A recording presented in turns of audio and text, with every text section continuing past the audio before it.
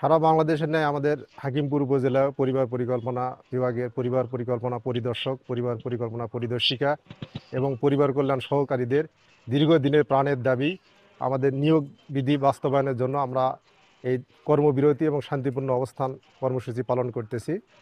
আমাদের পরিবার পরিকল্পনা বিভাগের মূল চালিকা শক্তি এই পরিবার কল্যাণ সহকারী, পরিবার কল্যাণ পরিদর্শক এবং পরিবার পরিকল্পনা পরিদর্শক। আমরা এই পরিবার পরিবার বিভাগের মূল কাজগুলো আমরা ডোর টু ডোর যে সার্ভিস আমাদের মাধ্যমেই এই সেবাটা সাধারণ জনগণের দ্বার করে আমরা পৌঁছে দিই। কিন্তু আমাদের দীর্ঘদিনের দাবি আমাদের যে নিয়োগ বিধি সেটা বাস্তবায়ন হচ্ছে না। এর আগেও আমরা ঊর্ধ্বতন কর্তৃপক্ষের সঙ্গে বিভিন্নভাবে আমরা বিভিন্ন মিটিংয়ে ওনাদেরকে বলছি, কিন্তু ওনারা হচ্ছে হচ্ছে বলে বলে আমাদেরকে আজকে আমাদের এই কর্মসূচি দিতে আমাদেরকে বাধ্য করছে।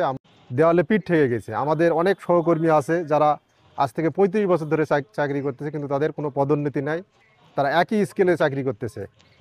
আমাদের এমনও আছে আমাদের সহকর্মীরা যারা তৃতীয় শ্রেণীতে চাকরি করে, তৃতীয় শ্রেণী হিসেবে চাকরি করতেছে, কিন্তু নিয়োগপ্রাপ্ত, কিন্তু বেতন পাচ্ছে চতুর্থ শ্রেণী।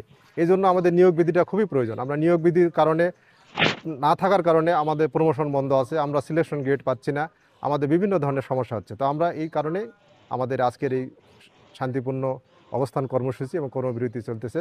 আমাদের এটা আগামী 11 তারিখ পর্যন্ত চলমান থাকবে।